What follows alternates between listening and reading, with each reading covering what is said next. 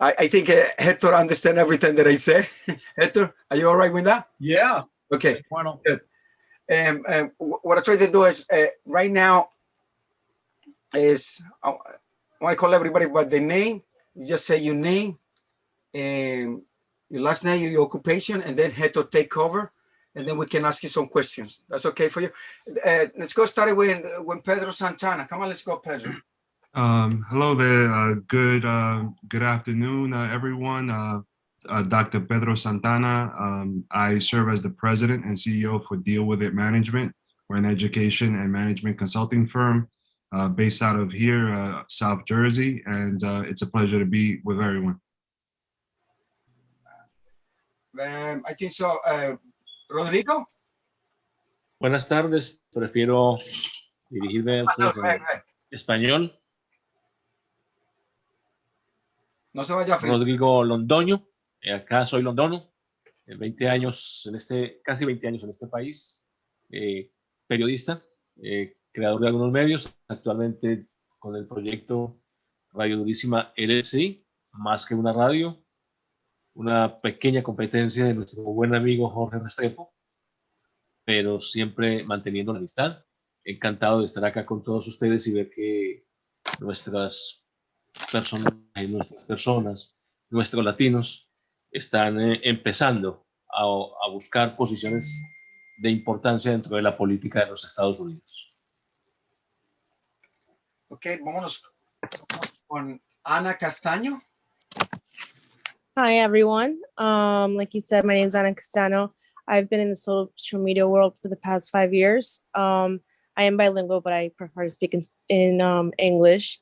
I've been doing social media in New York, Chicago, and Philly, and I just came back to South Jersey to kind of focus myself around here. I'm really eager to start with Jorge. We are doing some projects around Atlantic City, and this is the newest one politically. So I am really excited to see how we can show everybody, through all these different platforms and get everybody connected. So that's it. Y también tenemos ¿por qué no se te da el nombre? Bertilio. No idea. I'm actually in the middle. Bertilio Correa. Bertilio, Ale? Right. My name is Bertilio Bert Correa, as everybody knows me, Bert. What can I tell you? Been over 20 years or so doing real estate, so on and so forth, insurance, manage an insurance company. I'm going to be running as a council for the city of Pleasantville, Ward 2, and I hope to get all of your support, contribute to the conversation, and do a good job for all of you. Can you guys see me? Yeah, no, yo le cambié. Bear, I just changed your name right there. You see? Thank you. Trying to do it as I was talking. So, yes, Bert Korea. Nice to meet you. You want to repeat it one more time? Go ahead, shoot. No, like I said, my name is Bertilio Bert Korea, and everybody in the city knows me as Bert Korea. So I'm going to be running as a council, Ward 2, Pleasantville. So I hope to get all of your support. Okay, now we got the minute of the hour now. So, HECTOR Tavares, come on, go. Well, hopefully I'm not going to take too much time, but hello, and thank you for taking the time to meet with me tonight. My name is HECTOR Tavares, and I'm running for Congress in New Jersey's 2nd District. I'd like to start tonight by giving you a little background on myself, followed by just a few topics I think are important. And then if I know anything about politics, hopefully I've kept this somewhat short and we'll have some time and the desire for some questions. So I was born in Hamilton, grew up in Mullica Township, and I lived in Harbor Township for the last 28 years. I graduated Oakcrest High School in 1984 and then spent the next 18 years working on my degrees. First in Atlantic Cape Community College, then at Stockton University. There was a little stopover there at Westchester University that I don't like talking too much about. But it took me 18 years to earn my degrees, but not because I was slow and lazy, but because during that time that I was working and paying for my degrees, I also got married, started my career at the Egg Harbor Township Police Department. I started a family. I started and ran a youth organization called the Egg Harbor Township Police Activities League. After 20 years of service, I retired from the police department, and in 2011 as a captain. While at the department, I served in many roles as I climbed the ranks. I'm presently the executive director of the Egg Harbor Township PAL and the Police Activities League of Atlantic County, a job I love and have a great passion for. So I've been married for 35 years. I have 3 children and one beautiful, stunning 1-year-old granddaughter. If any of you out there have a granddaughter, you know how wonderful the grandchildren are. Over the years, I've considered running for office. And in 1 year, I was even asked by both parties to run for office. I have never run for office for one simple reason. I was always convinced that the good we were doing for the PAL kids far outweighed any benefit I could produce as a local politician. That all changed for me on January 6th as I watched the insurrection live at our own Capitol. It was a horrible, horrible day. And I don't know if any of you got to watch it as it was going on, but I don't know if you feel or felt the way I did. But on January 6th, I had planned to stay home anyway, spend some time with my granddaughter, and I was planning on watching the Congress validate the election. I'm not ashamed to say I watched in tears as a crazy protest with speeches full of lies and hate turned into a riot, then exploded into a full armed insurrection. As I held my granddaughter, I watched in disbelief, and I was very upset. At one point, looking right into her beautiful blue eyes, while in my mind, I was thinking about how I would explain to her how our country used to be. And I thought in 10 years, I would tell her stories about our country's past, how things were, what had happened, and how good men and good women chose to do nothing. How her pop-up, a good man, could have done something but chose to do nothing. And at that moment, I said, oh, hell no, your pop-up's going to do something. Within days, I held a few meetings with other good people. And after talking it over with my family, I decided I was going to win a seat in Congress and help start the process of bringing this country back to some kind of normalcy. I have 2 initial goals. The first is to remove Jeff Van Drew from office, a man who doesn't understand a constitution, a man who doesn't understand our democracy, a man who pledged his undying loyalty to a president and forgot his duty to the people of the 2nd District and an oath he took to our nation, a man whose lies and own self-interest supersedes the interests of this great nation and contributed to that insurrection. Goal number 1 is to make sure Jeff Van Drew can no longer benefit off the backs of the people. Jeff Van Drew is like a virus. And when you're ill from a virus, the first thing you need to do is get rid of the virus. Ladies and gentlemen, we have a pandemic in Washington, D.C., and I'm not talking about COVID-19. I'm talking about the virus that is our corrupt and self-absorbed politicians whose focus is everything but serving the people. Yes, we have a virus and its eradication is our top priority. The second goal is to become the opposite of what we currently have in DC. Let's face it, our democracy is broken. When I was in 8th grade, I coached my very first team, a Little League baseball team. And I remember it well when I attended my first organizational meeting. I was really shocked about all the screaming and shouting going on. And if you've ever participated in youth sports, you know exactly what I'm talking about. Since then, I've been involved in many organizations, both local, regional, and national. And there's one thing I've come to realize. When people don't know or can't agree on the goal, there's usually a lot of screaming and shouting going on, and not a whole lot gets done. Continued disagreements lead to dysfunction, and that leads to, well, what we have in Congress today, a lot of dysfunction. So how did we get here? First, we have elected people to Congress that never knew the goal. Others that have been there so long and have forgotten it. We now have people in Congress that have been in Congress for over 40 years. And others, while they know the goal, the American goal and public service was never on their agenda. They have only dreams of power and money. Serving the people and maintaining our democracy is the goal that covers all goals. We may disagree on the details, but as long as we are striving for it, we are solid as a country. Sadly, though, we are not. I am a man of strong family values, a strong moral fabric. I have and support hard work ethics. I believe in paying it forward, giving a hand up, not a handout, and I will not back down from a worthy fight. I'll be one that listens to our people's problems and takes actions to fix them.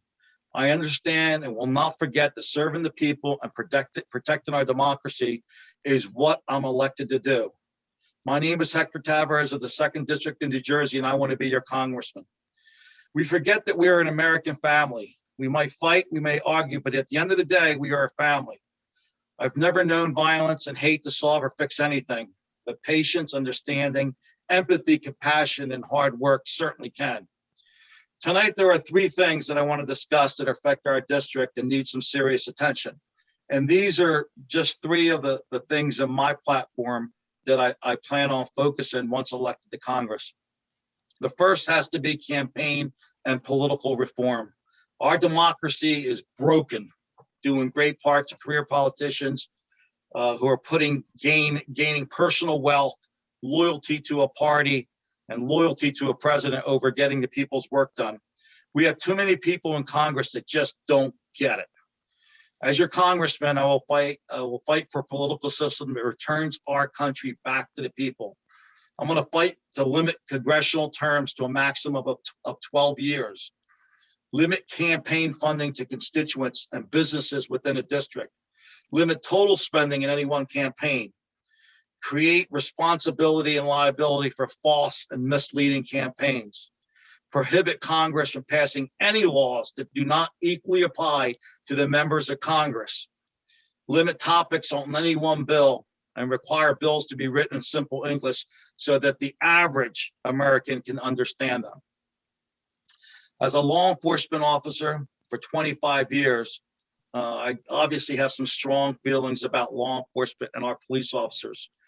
Law enforcement has received some very bad publicity in recent years. As a retired police captain, I can tell you, no one hates a bad cop more than a good cop. But when an attorney or a doctor is accused of malpractice, do we say all attorneys and doctors are guilty? I don't think so. Or when a teacher is convicted of having sex with one of their students, do we believe and accuse all teachers of doing the same? No, of course we don't. Why then do we think that all officers are bad because of a few bad apples and maybe even a few bad policies? The second Congressional District has some of the finest law enforcement agencies in the country, but even the best agencies sometimes end up with bad cops. Good officers and good law enforcement agencies deserve and need our support. As your congressman, I will give that support while keeping a watchful eye. I will co-sponsor legislation that will provide funding for professional and accredited police agencies. I will provide funding for police agencies that adopt and practice proactive community and problem-solving oriented policing. Provide funding for police agencies that adopt professional standards of hiring and promotions. Require the investigation of appropriate action of reported acts of misconduct. Provide funding for officers' body cameras that will protect not only the people, but the officers. Provide funding and training for professional career development. As a 25-year law enforcement officer and 32 years of running our police athletic league, I believe that we should be making a huge investment in our next generation. As I've traveled the district, one of the common themes I hear is the concern for our children's future. My history will show there is nothing more important to me in this world than our children. Our children's future will be on my mind in every vote and every action I take. I want to assure our people that our children's future is a bright one and that we will fill with hope and opportunities. Because without hope and opportunities, our kids don't have much to look forward to. As your congressman, I will write, introduce, and aggressively advocate for before, after, and out-of-school recreational and discovery programs, before, after, and out-of-school meal programs, cutting-edge STEM-based education for those kids that want to pursue it. I'll pass legislation that's protecting our children from predators and gun violence. primary education that will not only allow us to catch up with other countries around the world, but will help us to surpass them, and affordable college options and trade schools. These are just three of the topics that I want to address as your congressman. Again, my name is Hector Tavares. I'm a man of strong family values, strong moral fabric. I have and support hard work ethics. I believe in paying it forward, giving a hand up, not a handout. I will not back down from a worthy fight. I will be the one that listens to our people's problems and takes actions to fix them. I understand and will not forget that serving the people and protecting our democracy is what I will be elected to do. My name is Hector Tavares of the 2nd District of New Jersey, and I want to be your congressman. Thank you for taking the 10 minutes to listen to me. That's good. Hopefully I haven't bored you too much, and maybe you guys have some questions. Listen, of course we have questions. It's not like we let you talking for 10 minutes. Okay. Let me see. Rodrigo, ¿tú tienes alguna pregunta? Bueno, escuchando, me estaba preguntando cómo Héctor va a poder conectar esos dos segmentos tan importantes de la población. Sabemos que Atlantic County o el 2º distrito, es un distrito eminentemente conservador y muy rural. ¿Cómo va a poder conectar esa indiferencia entre el votante mayor latino, estoy hablando del latino básicamente, entre el votante mayor y el joven que apenas comenzó a despertar en esta elección, dada la situación de polarización que se estaba presentando en el país?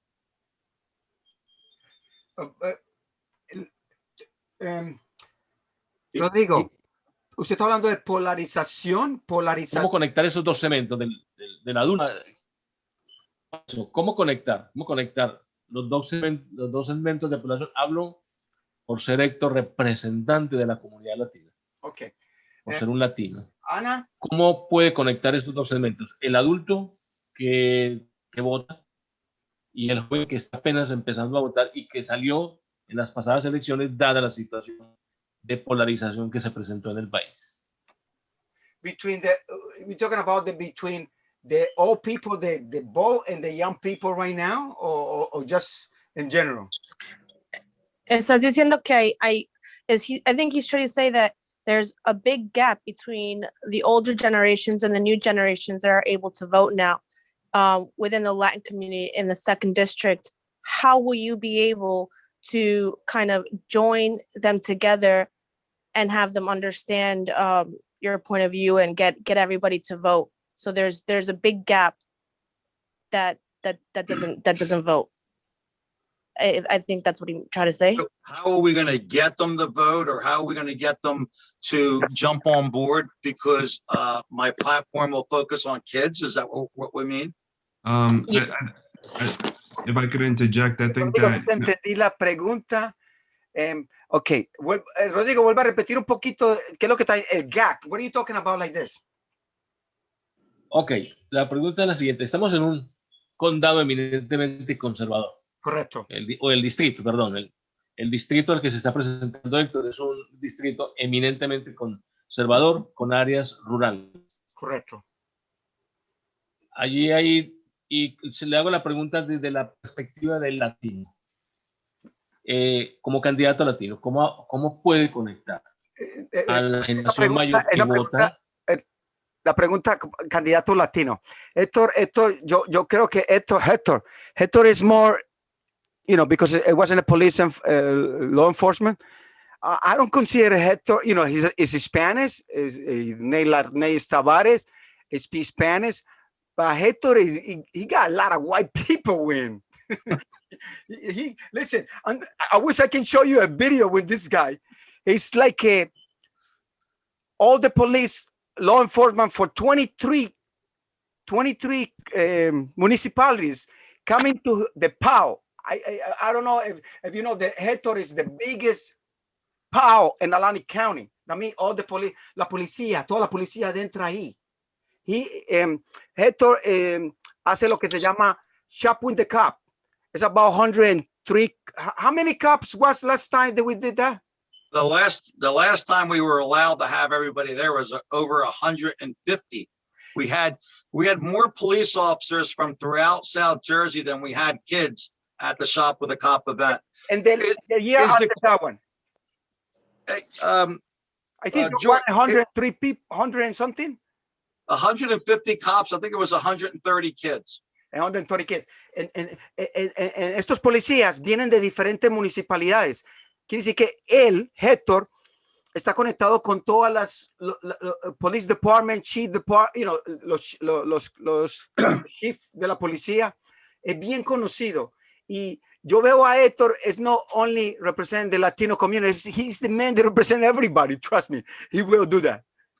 George, is the concern here is how will I reach across to the non-Latino voters? Because Well, I think if I may interject, I think what Rodrigo's trying to get at is no, the youth and the elderly, but also the polarization that was brought to light during this recent election cycle, and the fact that we as and so those are the aspects. And how could you as a candidate bring those worlds together? You know, the youth, the elderly, and bring us all together. You know, all communities, be the candidate of choice for for South Jersey. So obviously that's a pretty loaded question, because as you mentioned, we're talking about the young versus the old, potentially the Latino and the minority groups versus the white groups. But so for over 25 years, for 32 years now, I've worked in the community, helping people regardless of their race, regardless of their age. And I think that especially in Atlantic County, I'm very well respected amongst a lot of the groups. My focus has always been on helping the children, mainly because I always felt that when I was a kid, I always had people that had helped me, my teachers, my coaches.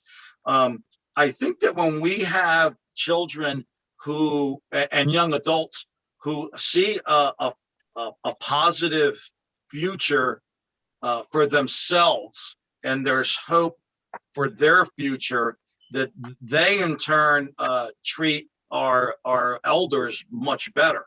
You know what I mean? And I think that by focusing on a positive future for them, it is also helping the future for the elders. Now, certainly in my policies and what I'll be fighting for is not just the next generation, and we'll reach out to the older voters too in a platform, because the platform is really about giving control and hope and opportunities back to the voters. See you tomorrow. Which at this point it just doesn't, at least it doesn't feel like to me like there's a lot of positiveness happening out there. I don't know if that helps any. Rodrigo, ¿entendió o no entendió? Sí. I think so. Bertilio, Yeah. ¿querías hacer una pregunta, algo? No, not at this time. Not at this moment. Okay. Pedro Santana, ¿quieres hacer una pregunta? Yes, definitely. So, you obviously have dedicated a considerable amount of time, serving the communities down here, and have been working in recent years with the youth, and the youth are really the future of the county. How will you continue to fight for them, for the youth and for the future of this region, to ensure that the youth and all the Atlantic County individuals have actually places to work? Because that's one thing that our region has been the hardest hit in the nation. And what are some ideas, and how would you amplify the voices of our communities and those youth for the future. Okay, so you got a lot of questions there in one. So let's talk about bringing some jobs into the region. And so in the youth program that I run now, one of our big things is STEM workshops. And we don't teach STEM, we facilitate discovery. And some of the programs that we're running at our center right now, the kids will not get to experience what they are discovering here, a lot of them until they're in their 3rd or 4th year of college, depending on what college that they're going to. So, and that's our more advanced kids that are building robots, and you really have to see it to appreciate it. But we have programs and workshops for kids as young as 1st grade. And so our programs are based on hands-on discovery, and the kids are having so much fun that they don't actually realize that they're learning stuff. And some of the stuff that they're learning, they actually won't see again until they're in high school, some of these younger kids, and then they automatically know it. So I would love nothing more than to bring STEM education the way we are doing it here in Egg Harbor Township in Atlantic County to the rest of the district, and honestly to the rest of the country. We've had a lot of success with our kids moving on and advancing through college, and then getting engineering jobs or other more creative jobs in the STEM industry. And so we are so nicely positioned here in Atlantic County with the tech center in our backyard. And I would love to see some of that technology-based industries really spread out throughout the district. Focusing on bringing jobs to the district, I've always felt that we have focused too much on just Atlantic City. And I feel that what we should be doing is looking at our resort communities as a region, and so that they promote each other. I would love nothing more than a transportation system that will get people quickly from Philadelphia and Washington and New York to Atlantic City, and then from there being able to quickly get them from, let's say, Atlantic City to Wildwood or Ocean City or Long Island or whatever, and then they can kind of enjoy the entire shore. I think that when we get those communities working together for tourism, I think that we are that the whole region is going to benefit.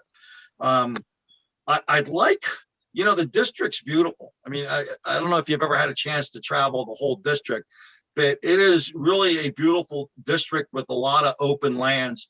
And I think that there's a lot of business opportunities that we should look at, and we cannot be afraid to think outside of the box. So, and I'll give you an example. West Virginia has notoriously one of the highest unemployment rates, and jobs are hard to find there. They developed a trail system that is hundreds of miles of motorcycle, ATV, and go-kart trails that connects all these little cities. And that has created, for West Virginia, hundreds of jobs and a tourism industry in West Virginia. It's called Hatfield and McCoy. And I think that we cannot be afraid to think outside of the box when it comes to STEMs and jobs for what we can bring to New Jersey. And when you tie the two of those together, when it comes to tourism, we have to think beyond the beach, right? We have this great beach, but it's only viable for what, 10, 12, 15 weeks a year, where people are coming in droves. I think we need to look beyond that and start looking at entertainment that will attract people from all over the place. I recently saw something about a surf pool, and I'm told that people come from all over the world to go to these surf pools. I mean, it's obviously a massive building that would need to be built, but I think if we think outside of the box, if we provide STEM training and trade school training, we will create the next generation that will come up with these out of the box ideas. And because our district is so diverse with so many land opportunities, there's very few places that you have so much open land, and very few places that you can be at the beach in 15 minutes and skiing in the mountains in less than 3 hours. And so I think there's a lot of opportunities in our district, and we really just need to take advantage of them. Thank you. Did that help, Pedro? Yes, thank you. That's good. Okay, let's go, Bertilio. Tavares, if I may, You may. let's talk about the nitty gritty. First of all, who do you running against? Do you have an incumbent, or is it you're going first to the primaries? Where are you at? I'm told that there are at least 2 other Democratic candidates, and then if I get the nomination, then obviously I believe I'll be running against Jeff Van Drew. Jeff Van Drew. Yeah. One more question, Mhm. and this is more of a statement rather than a question. I was watching a documentary the other day, and they say James Baldwin said that nothing that we can face, not everything that we face can be changed. But in order for us to change it, we must face it. Let's face this. I hear you speaking, and trust me, I'm biased on this subject. And you mentioned 3 cities around my city, and my city wasn't mentioned. And that's a kind of a culture that South Jersey in general is actually forgotten by our senior politicians. Why is that? South Jersey in general, as in the district? South Jersey in general, it's been forgotten. It's basically North Jersey get most of the resources. South Jersey gets completely forgotten. And when the resources come to South Jersey, we talk about Wildwood, we talk about Atlantic City, we talk about every single city surrounding my city, but no, we don't get Pleasantville into the conversation. Why is that? Well, I mean, if you notice, my conversation was about regionalizing our resources, and the district as a whole has a lot of resources, including Pleasantville, Egg Harbor Township, Galloway, Hamilton Township. I mean, it is really a diverse district. And I agree with you. I mean, I feel that every time we talk about Atlantic County, the focus is Atlantic City. And while, there are a lot of things going for Atlantic City, if we were to regionalize more, not only would Atlantic City do better, but the whole region would do better. Again, as an example, we put that baseball stadium right there in the city, and it failed. And I think a lot of people initially said that that's not really a great location for the region. It might have been good for the city, but in order for it to succeed, the region has to succeed. And so had we put that baseball stadium and the skating rink somewhere else with efficient transportation to get us to the other places, I think we would have succeeded. Yeah, we are skipped over. You know what I mean? And I mean, who do we blame for that? But ourselves, because we are electing our representatives who are not doing a very good job in representing us. I mean, that's their job. Their job is to go out there and represent us and get us the things that we need. I remember when I was 22 years old, and I was sitting on a committee for Atlantic City, and we were talking about the children's risk throughout South Jersey. And Cumberland County was always, at the time, at the bottom of the list. And it's almost 30 years later, and guess where Cumberland and Salem County are? At the bottom of the list. And so how can our representatives continue to ignore, the needs of our different communities? And so, when I get in Congress, I understand what I'm supposed to be doing. I'm supposed to be representing and getting the things that we need to improve our district.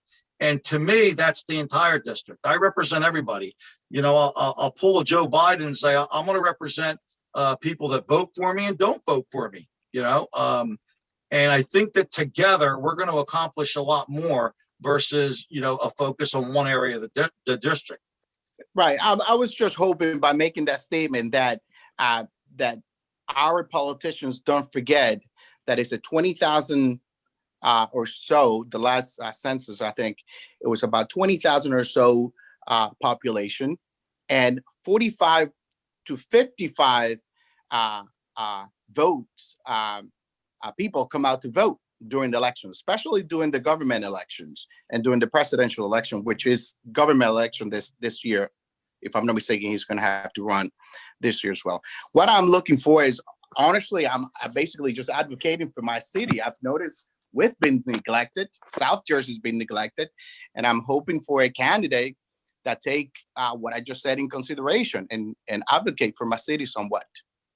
Well, you know, when I get in there, I plan on advocating for the entire district. You know, and again, I believe that if we work together, we're going to be much better off than if we work apart.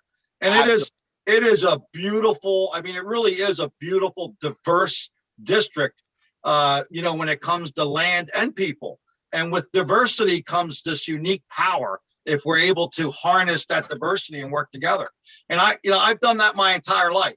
You know, my entire life was that. When I got hired by the police department, I was the only minority in that police department, the only minority. And I managed to climb to captain. And people would argue that I probably should have been chief of police. God had another path for me, and that path was here at the Police Athletic League. And I'm really happy to say that I've been able to help a whole heck of a lot of kids in 32 years. And now it's time for me to step up and start helping district-wide. Good.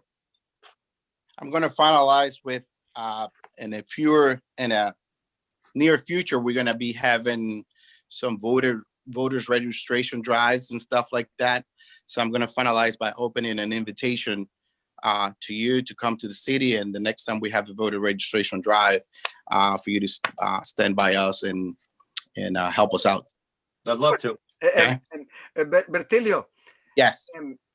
I think I just want to echo a little bit what Hector said, but I want to invite Hector, when you authorization, I want to invite everybody to go to know PAL, to go tour PAL over there, wherever you are. And then they know how, you know, how these kids building robots.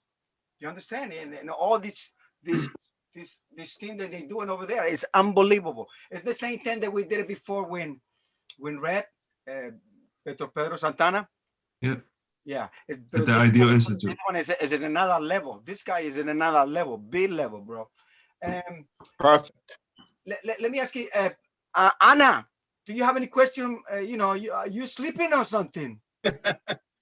I am bedridden right now with the neck brace, unfortunately. So I'm in a lot of pain. So I'm here, but not really. Do you have any questions? I actually did have a question, but Dr. Pedro kind of like talked about it. And then as Bertilio was talking, I kind of, you know, I'm a single parent, and growing up, you know, my parents worked so much and they didn't know English. So all we did was go to school and come home. You know, we didn't have those after school programs. You know, my parents didn't know about college or any of that stuff. So unfortunately, you know, me and my sisters kind of like were hurt in the end, where we didn't know what to do. My question is, for the single parents and for the immigrants that, or residents that don't know too much English, what could you say that you could provide for these kids that don't have a parent to take them to a program or, you know, or an activity? What could you build or kind of create so all these kids, these new generational kids, don't get left behind because they don't have the resources or the finances to you know, be at the level of their friends? Yeah, that's an excellent question. And so, you know, I don't want to keep falling back on what we've already done with the PAL here. I mean, I guess you really got to come see it to believe, but people don't really believe what we've done and how we've done it here. But, when I grew up too, I only spoke Spanish before I know that's hard to believe. I only spoke Spanish before I started going to school. And sadly, I kind of left Spanish behind. But, you have to create these community centers that have these programs that are open to everyone. And, I get the whole school thing, you know what I mean? But I think one of the problems that we have developed with our schools is that the kids are all pretty much trying to do the same things. And so to me, that creates a couple of problems. First of all, if a kid is advanced, he needs to be challenged. And if he's not being challenged in schools, then, we have a real problem with that. If a kid doesn't have money, then there's some programs that they can't get involved in. Hold on, I gotta pause you guys for 1 second. I got some people showing up and I gotta go let them in real quick. Can I be right back? Yes. Bertilio, ya que te tengo ahí, ¿por qué no te tomas un segundito y le dices a la gente un poquito acerca de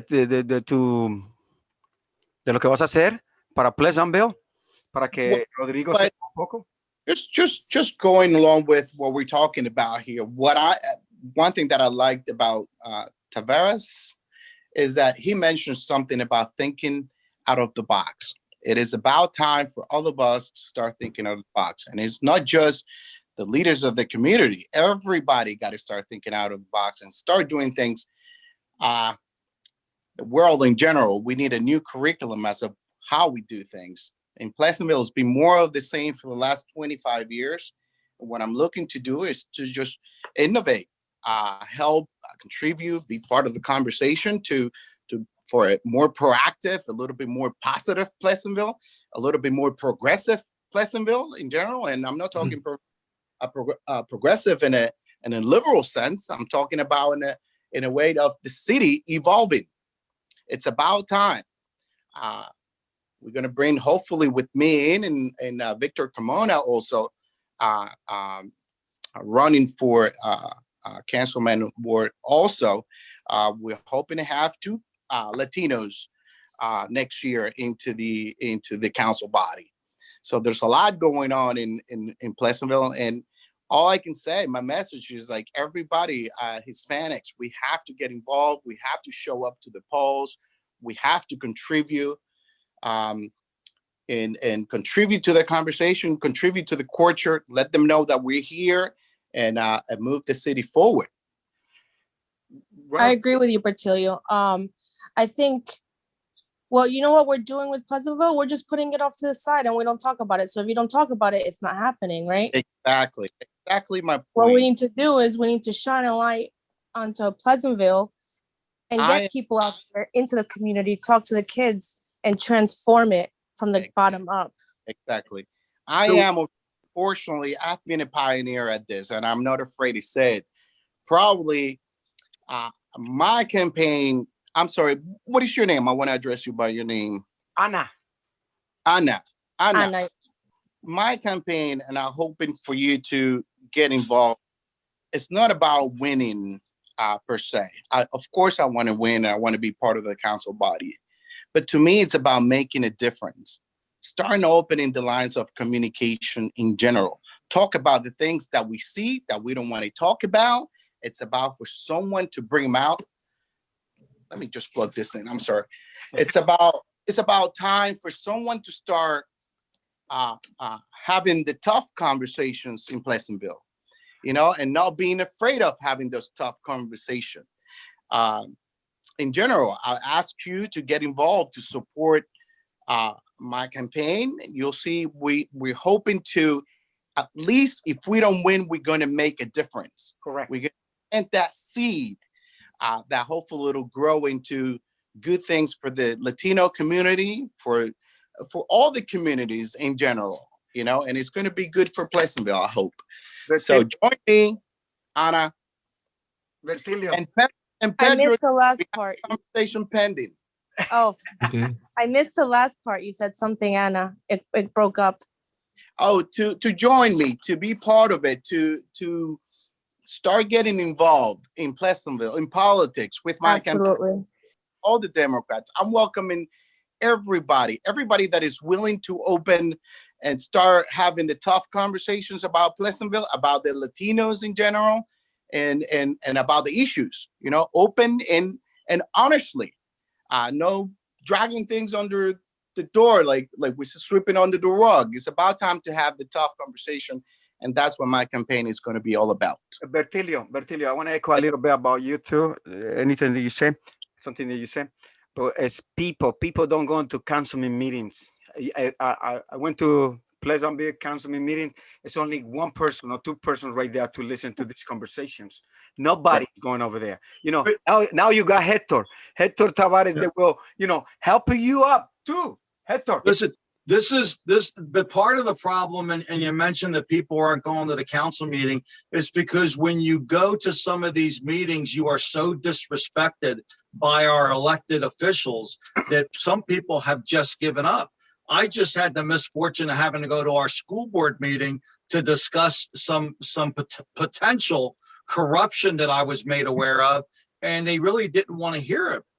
And they forget, they get elected, and then they forget what their job is, you know. And you know, one of the things that I will do when I get elected is that I am going to have, I don't even want to call them town meetings because I just want to hear from the people. I will have meetings in every town in the district so people can show up and just tell me what's going on. Because in each town, I hear you with the issues in Pleasantville, but Pleasantville isn't the only town with issues.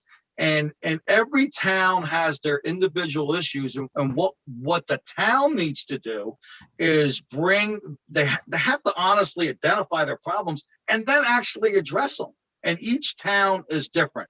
And I got to tell you, I'm a little bit different in that I'm not just in it for the Latinos. You know what I mean? I'm not just in it for the minorities. And I told this to the Hispanic Alliance a few years ago. I said, as a people, we will know that we have arrived when we're helping everyone.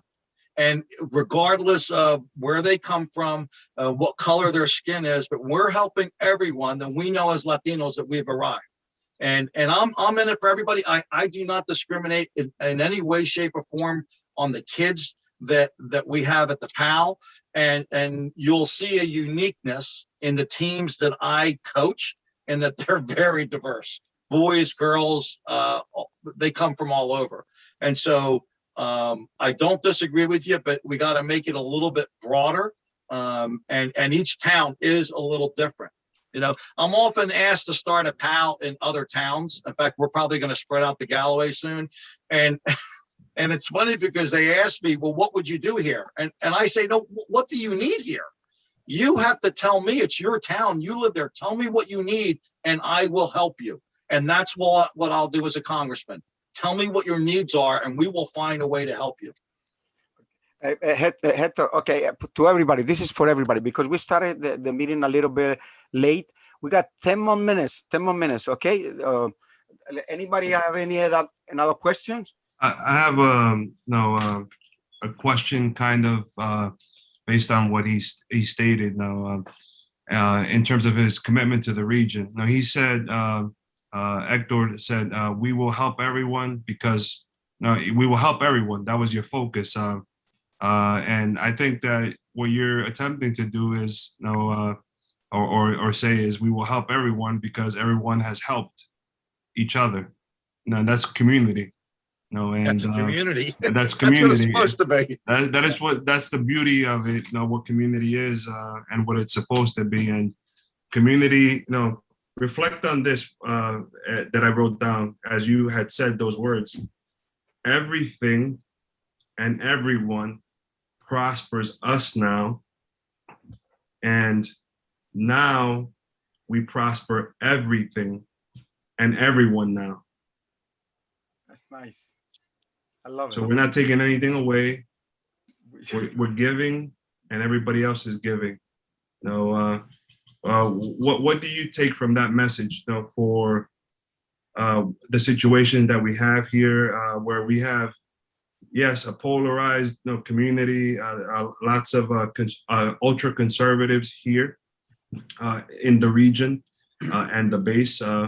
What kinds of things can you say to some of those conservatives, but also some of the people within the Democratic Party that might be running or campaigning against you, with your unique approach at bringing unity, bringing community, and bringing the economic vitality and resources that we need? Well, again, I'll echo that together we're stronger. And if we continue to fight each other, we are forfeiting resources in that fight. And whether that be energy, meaning our energy, our internal energy, or hope, or opportunities, that if we continue this dysfunction, I'm trying to keep it clean, the dysfunction of the far left and the far right, we're all going to lose. I mean, we're all going to lose. And I think, I sometimes get disappointed. I mean, right now in the House, the Democrats have a majority. But my fear is, you got to give me a second, guys. If I close the door for me, Adam?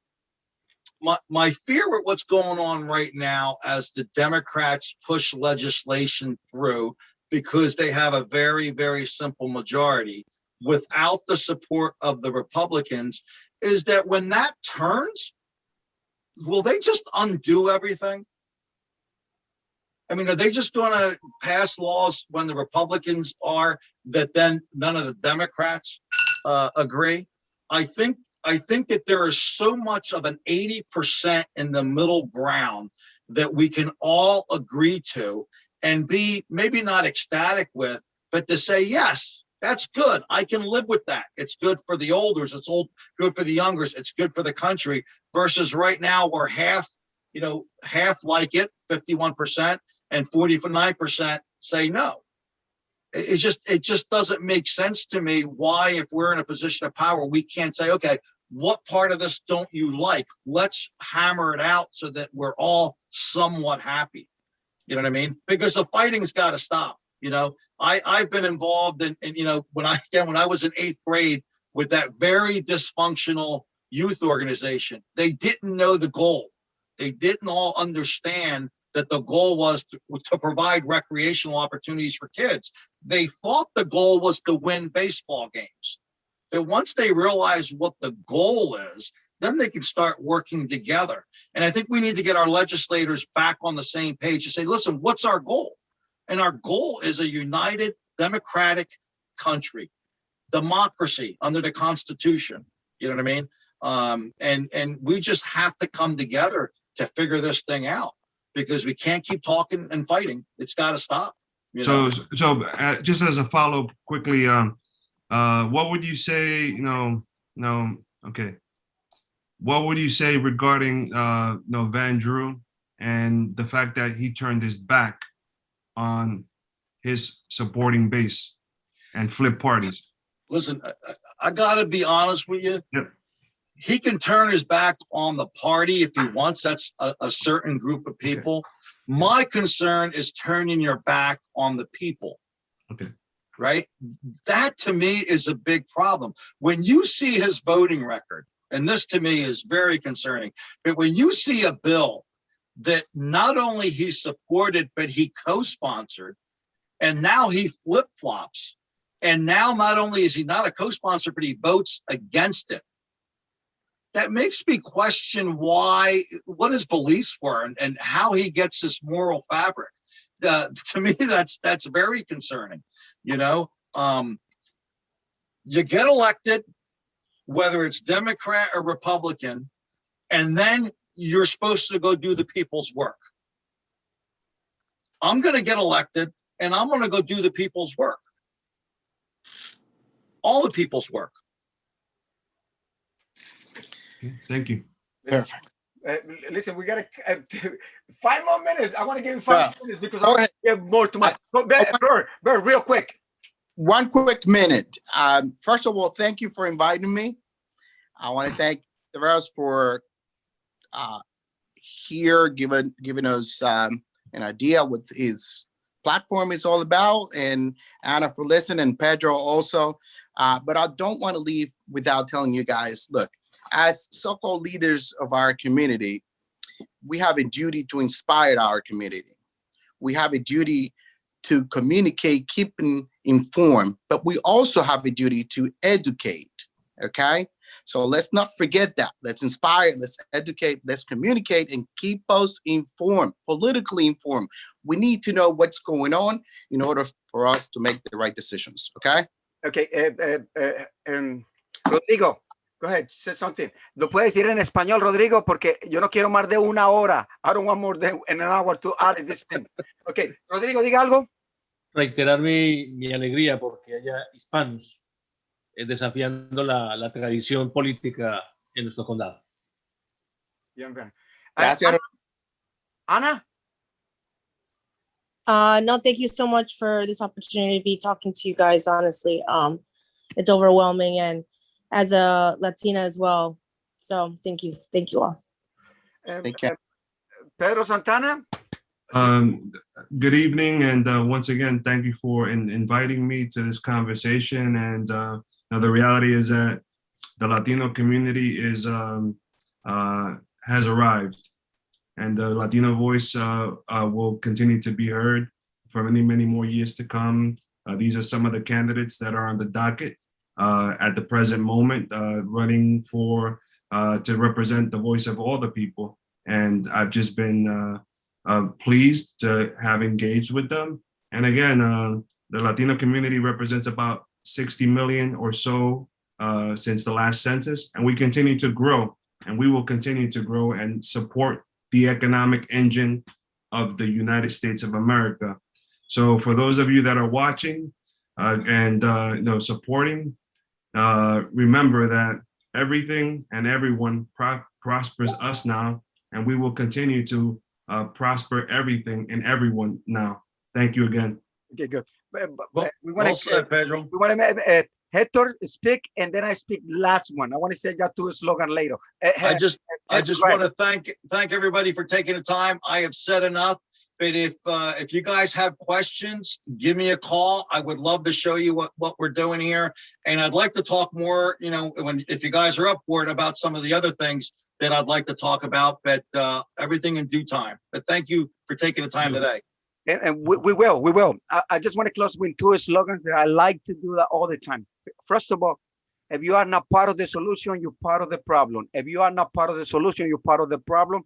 And let's go building our future together. Thank you so much for this meeting. I love you, everyone, and let's go keep fighting. Thank you. Ciao. Thank you, everybody. Thank you. Thank you.